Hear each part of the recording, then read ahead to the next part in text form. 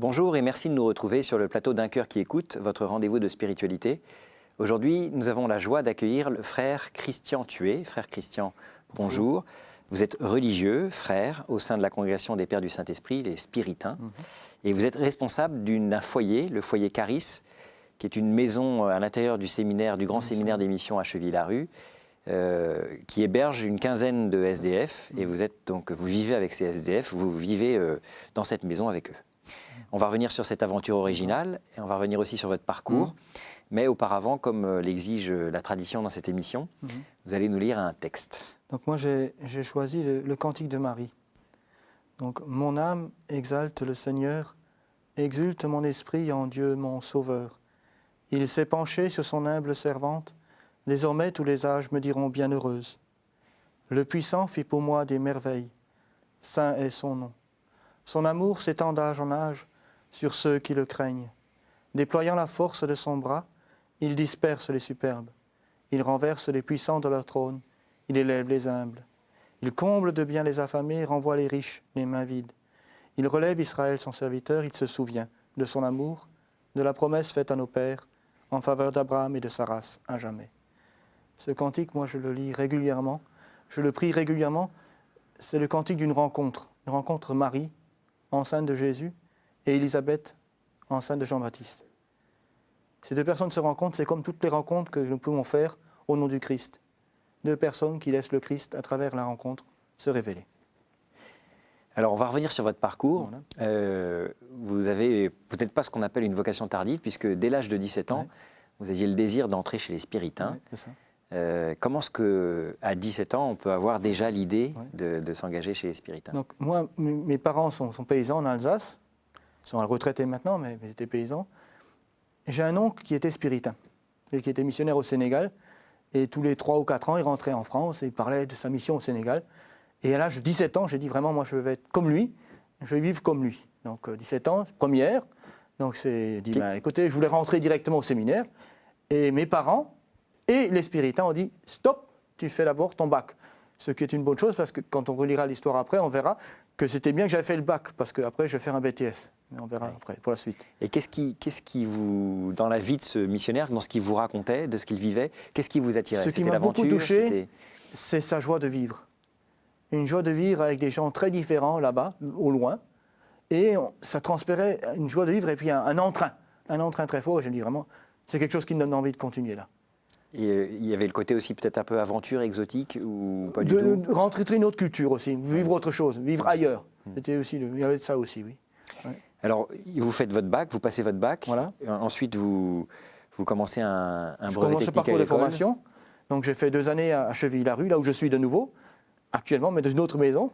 Et je suis trop jeune pour partir en coopération, j'ai 20 ans. Donc, on me dit, écoutez, il faut faire 1 année de plus de formation. Donc, j'ai été 1 année en Irlande. Un pays que j'aime beaucoup, un pays très vert et beaucoup des gens très, très, très passionnants. Et après, je suis parti 2 ans au Nord-Cameroun, où j'ai été comme en mission avec la délégation catholique pour la coopération. Et c'était ma première expérience de vivre dans mon deuxième expérience, puisqu'il y avait l'Irlande, dans un contexte vraiment différent. L'Irlande, c'était comme un peu l'Europe, et dans un contexte différent. Et là, vraiment, j'ai pu vivre un petit peu cette rencontre de l'autre avec des paysans, des simples paysans au Nord-Cameroun. Bon, j'avais une formation BTA, brevet technicien agricole, donc j'ai pu vraiment continuer ce travail et vraiment sentir que, ça, c'est la vie que je veux continuer à vivre. Et ça me donnait envie de continuer la formation. Sachant que là, vous n'étiez pas avec les Spiritains, du coup? Si, j'étais en communauté avec des Spiritains, sur place, et j'étais responsable dans une mission de la formation des futurs chrétiens, des catéchumènes. Et dans le cadre de la formation, il y a une formation biblique, et moi j'avais la formation plus technique sur les questions à l'école, les questions d'eau, de reboisement et de gestion de l'eau, donc, et aménagement de puits avec des éléments en béton. Et donc cette expérience, alors à la fois du coup de vie communautaire avec les Spiritains qui étaient sur place, ça vous a conforté dans votre choix? Voilà. Ça m'a vraiment conforté, ça m'a donné envie de continuer. J'étais tellement content et je voulais faire une 3e année, donc là aussi, je voulais faire une 3e année, j'en parle aux Spiritains des responsables, il me dit non, je ne fais pas 3 ans, non, tu retournes en France parce que tu continues ta formation. Voilà, donc j'ai dû obéir aussi et je suis retourné en France. Donc je suis retourné en France, j'ai fait 1 année de relecture de cette expérience-là avec d'autres qui avaient vécu l'expérience, et après l'année de noviciat. L'année de noviciat était très importante parce que c'est une année où on réfléchit plus précisément sur un engagement de religieux, donc de famille religieuse, et un engagement dans quel type d'activité. Et quand j'ai écrit ma lettre pour rentrer au noviciat, j'ai écrit clairement que je ne me sentais pas appelé, je me sentais vraiment appelé à un temps d'accompagnement, à être accompagné des personnes dans leur croissance. Et dans cette vie, dans d'accompagnement, je sentais que ce n'était pas vraiment être plus côté prêtre, tout ce qui est sacrement, ça ne me marquait pas, mais ces affaires d'être simplement présent au niveau des gens, l'accompagner la croissance des personnes, comme la croissance du blé dans les champs, accompagner cette croissance qui donne des fleurs, des épis et une belle moisson. Je me sentais plus appelé dans ce cadre-là. Et c'est à la fin de cette année de noviciat que les spiritains me disent, comme tu te sens plutôt appelé comme religieux frère, on te propose de faire une formation. Alors oui, très bien, une formation. Et tu fais un BTS, d'accord. Et un BTS agricole, d'accord. Et alors il fallait trouver une école. Et là on m'a dit, tu vas faire une école en formation par alternance pour adultes. J'avais 25 ans. Donc je vais à l'école, examen d'entrée. Ils me disent, monsieur, en connaissance générale, vous avez le niveau, mais en connaissance agricole, vous avez tout perdu parce que vous n'avez plus tout fait ça. Ah, je dis, oui, parce que je ne me souvenais plus du poids d'un veau, de tous des trucs. Moi, je ne savais plus de ça. Mathématiques, je ne savais plus rien faire du tout. Alors, j'ai passé une année de remise à niveau en Normandie, en première et en terminale, je suivais les cours. Heureusement que je n'avais pas l'examen à faire. Donc, c'était bien que quelques années auparavant, ils m'ont dit, tu fais d'abord tes examens. Et j'ai fait une année de remise à niveau, je me suis représenté à l'examen d'entrée, j'ai fait mon BTS. Et j'étais prêt à partir en mission. Donc comme frère, avec cette vocation spécifique du frère. Alors frère, par rapport à père, donc il y a les aspects liturgiques ou sacramentaux en moins. Oui. C'est quoi la spiritualité du frère, le frère spiritain? C'est quelqu'un qui donne un coup de main à travers un métier. Donc moi je pouvais apporter, quand j'ai fait ma demande pour partir en mission à l'extérieur avec des spiritains, j'ai dit, écoutez, moi, je peux apporter mes compétences dans l'agriculture. Et puis c'est aussi quelque chose qui me passionne, puisque c'est quelque chose qui fait ma vie. Je suis d'origine milieu agricole, donc je peux apporter mes compétences dans l'agriculture. Donc s'il y a un projet, quelque part dans le monde, dans ce cadre-là, je suis prêt à le servir. Donc c'est là qu'on m'a proposé de partir à Madagascar. D'où la nécessité effectivement d'une formation technique, en plus de la formation spirituelle. Une formation spirituelle était là, mais la formation technique était fondamentale aussi, puisque c'est aussi... Quand on part à Madagascar, il y a des besoins tellement importants au niveau de la vie simple des gens.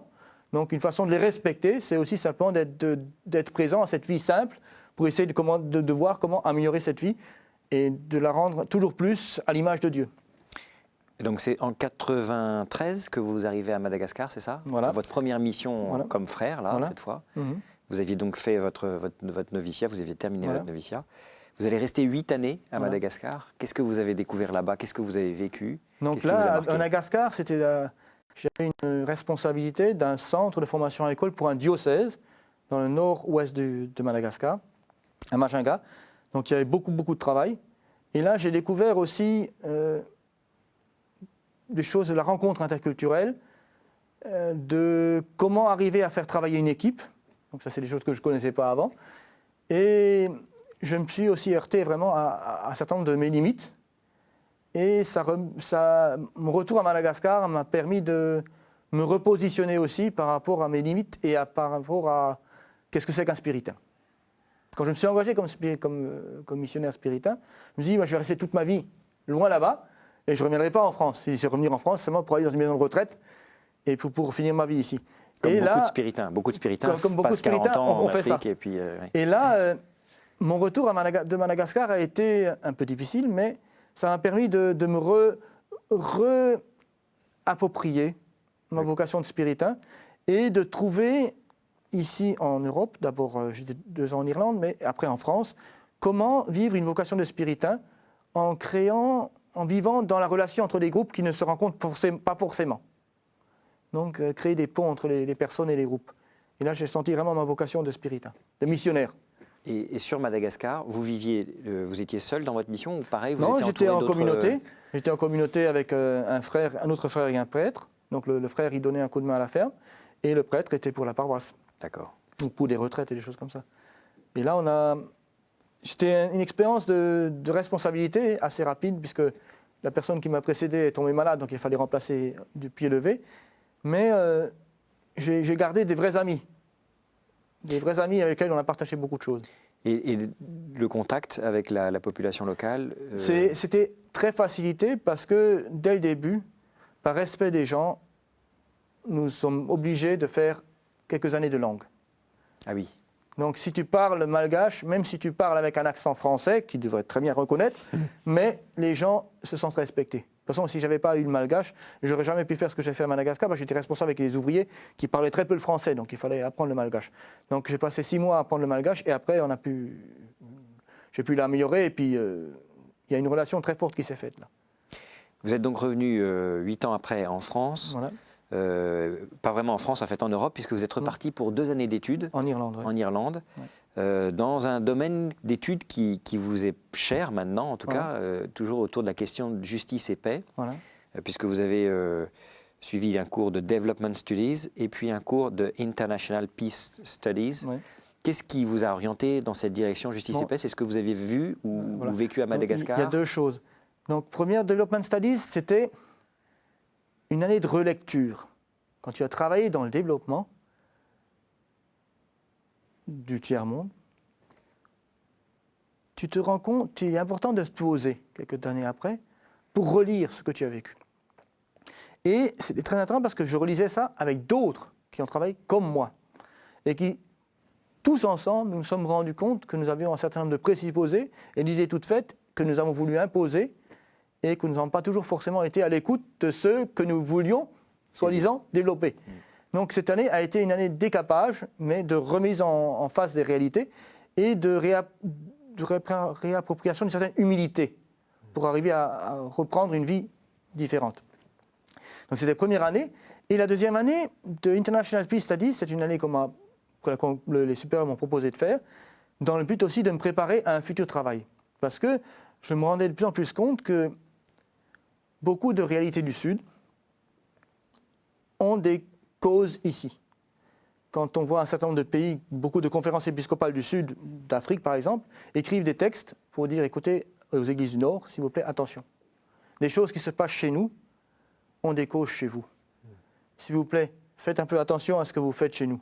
Donc quand on voit les problèmes de pétrole, problèmes d'accès aux matières premières, bon, actuellement, depuis 2003, j'ai beaucoup participé aux travaux de la plateforme paradis fiscaux et judiciaires, des problèmes des paradis fiscaux, ce que ça conduit à faire et comment les États peuvent s'appauvrir à travers ces paradis fiscaux. Donc toutes ces choses-là ont des choses du Sud, les problèmes du Sud ont des causes dans le Nord et qu'il faut essayer de déterminer. Donc prendre du temps pour se poser par rapport à ça et analyser ça d'une façon posée avec des gens compétents, c'est important. Surtout pour une congrégation, nous sommes une congrégation présente dans 65 pays, une grande multinationale, et la plupart de nos membres actuellement vont être dans le Sud. Le chapitre général va se faire en Tanzanie, donc c'est un signe aussi. Alors du coup, quand vous revenez en France en 2003, fort de ces études, vous arrivez au siège de la congrégation, rue Laumont, à Paris. Et là, donc, en plus d'une activité plus logistique, vous vous occupez de gestion d'abonnements, d'expédition de colis. Parce que, pareil, il y a beaucoup de choses qui partent pour se venir dans ces missions. Depuis toujours, les missionnaires ont envoyé des colis ou des groupages par bateau pour envoyer des choses qu'ils ne trouvaient pas sur place. Bon, ça a beaucoup diminué maintenant, ça n'existe presque plus. Maintenant, ce qui reste, on a un service de logistique pour envoyer des livres d'occasion ou des livres neufs pour des séminaires. Et là, on travaille en lien avec les églises d'Afrique qui ont des demandes pour leurs séminaires et notre congrégation et d'autres demandes par l'intermédiaire des œuvres pontificales missionnaires qui centralisent les demandes et on envoie des livres, soit d'occasion, soit des livres neufs pour servir la formation des prêtres en Afrique. Très bien. Et donc en plus de cette activité-là, vous étiez responsable donc d'animer une rubrique sur le site internet des Spiritains, justement sur le thème question de justice et paix. Et ça, c'était quelque chose mis en place petit à petit. On m'a demandé de m'occuper pas seulement de la rubrique internet, mais aussi de l'animation des communautés spiritaines en France, il y en a une trentaine, pour ces questions de justice et paix. Donc là, on a créé un petit comité pour faire une petite lettre qu'on diffuse à ces communautés-là, qui les diffusent entre eux, pour essayer de faire passer un message, pour montrer que notre monde est interrelié. Et on ne peut plus vivre chacun dans son coin, et que justement ces affaires de cause-conséquence, il y a besoin de les expliquer d'une façon posée pour ouvrir les horizons et pour se rendre compte qu'une terre plus juste le sera pour tout le monde, dans le bien de tout le monde. Pas dans le bien de quelques-uns seulement, mais pour tout le monde. Alors ça a été aussi pour vous l'occasion de travailler avec d'autres mouvements, d'autres associations? Là, c'était vraiment une expérience très riche parce que dès 2005, j'ai participé aux travaux d'une plateforme qui s'appelle la plateforme Paradis Fiscaux Judiciaires, qui a un site argentsale.org. Et dans cette plateforme, j'ai rencontré des gens vraiment très différents. Les premières réunions étaient très tendues parce que tu avais des gens d'attaque qui sont plutôt de gauche et des gens de Transparence Internationale qui sont plutôt du centre et des gens de Secours catholique qui sont plutôt de droite. Donc vous avez des gens très différents qui ont arrivé à ensemble faire un effort pour s'écouter, pour essayer de se comprendre et pour ensemble poser un diagnostic.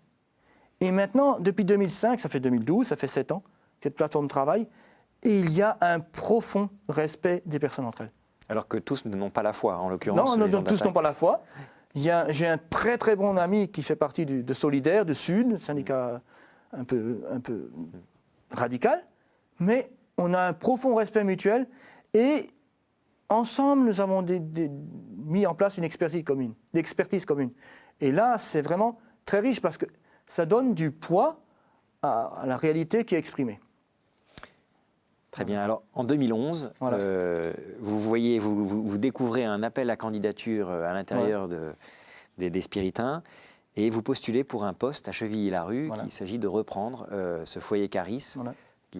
Dans lequel vivent des SDF. Comment est-ce que vous avez été attiré par ce projet? C'est-à-dire que cette rencontre avec les personnes de la rue a été vécue déjà avant 2011. J'ai fait 4 ou 5 ans avec la conférence Saint-Vincent-de-Paul à Saint-Étienne-du-Mont, où on avait visité les personnes de la rue, soit dans la rue, soit aussi autour d'un petit déjeuner. Et en 2010, les Spiritains responsables ont demandé, on fait un appel public pour chercher quelqu'un pour succéder au père Brennard, qui avait 75 ans, et qui méritait de prendre sa retraite. Donc, premier appel, je n'ai pas entendu. J'ai dit non, c'est pas fait. Et le deuxième appel, je me suis dit, tiens, c'est une opportunité pour moi, pour une nouvelle vie missionnaire, dans un nouveau cadre. Donc, je suis arrivé en 2011, en septembre 2011, août 2011 à Chevilly. Et j'ai commencé par mettre en place mon bureau, beaucoup de rénovation du bâtiment, et aussi essayer de vivre avec les gens tout simplement. Et la première chose que j'ai trouvée importante, c'est de passer du temps autour du repas. Moi, je veux que la maison Caris s'appelle foyer Caris. Foyer, c'est autour du feu. Autour du feu, on se retrouve, on partage la vie toute simple, et on vit ensemble simplement.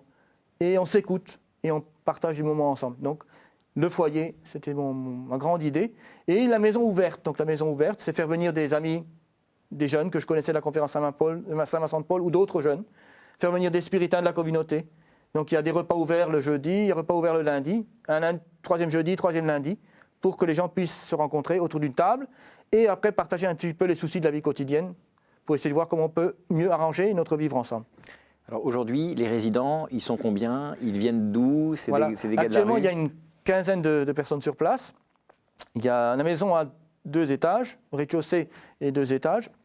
Donc le deuxième étage, c'est plutôt des gens qui sont plus sortis de leurs problèmes, si on peut dire.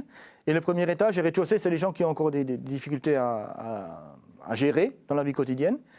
Donc, premier étage, rez-de-chaussée, on a un repas le troisième jeudi, et le deuxième étage, c'est le troisième lundi. Donc là aussi, j'essaye simplement... Les gens, ils viennent de différents lieux, envoyés par différentes associations. Il y a une association qui est à Rungis.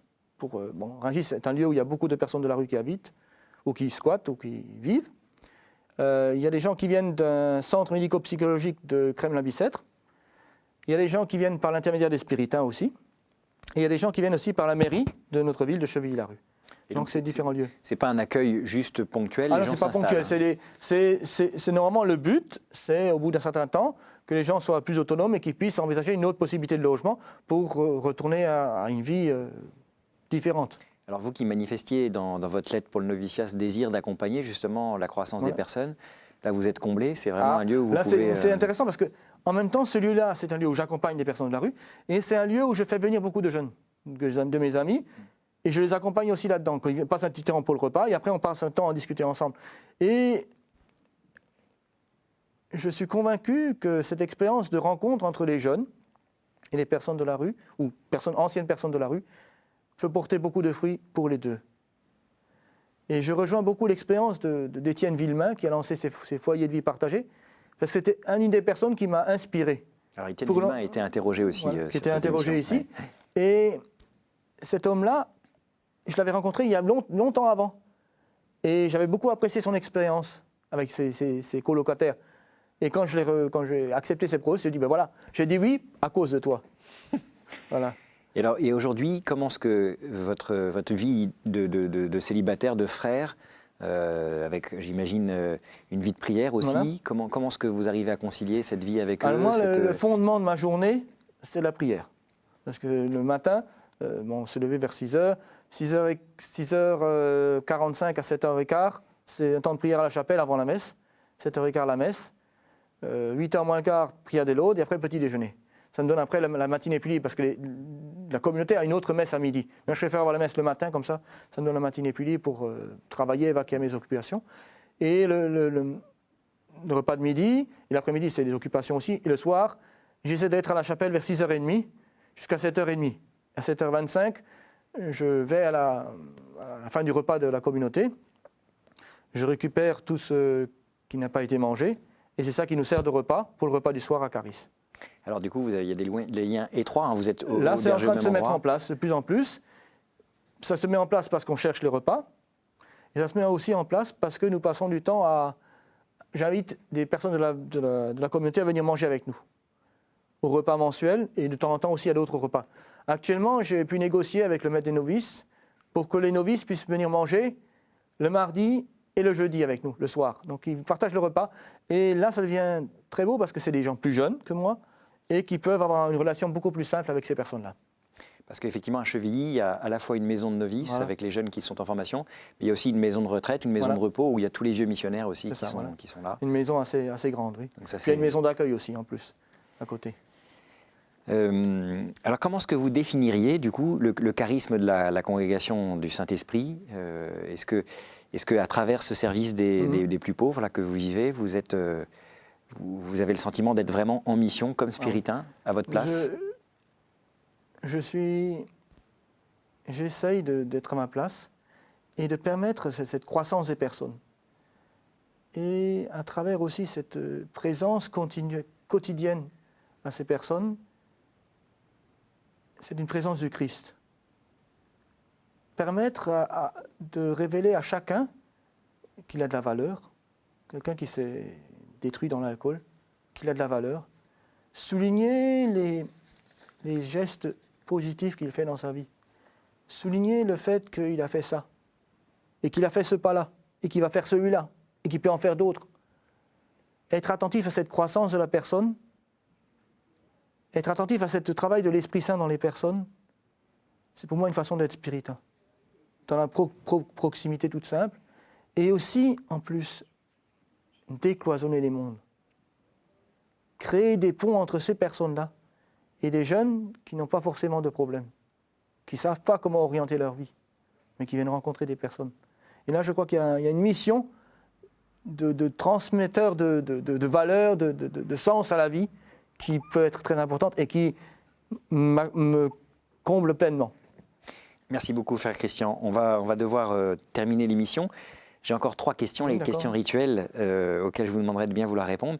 Quel conseil donneriez-vous à quelqu'un qui vous dirait « j'ai envie de devenir chrétien, par quoi dois-je commencer » Pour moi, prenez du temps pour vivre une expérience de rencontre de plus pauvres que vous dans le cadre d'une association. Si elle est chrétienne ou pas, si vous voulez, dans le cadre chrétien, ça peut être intéressant.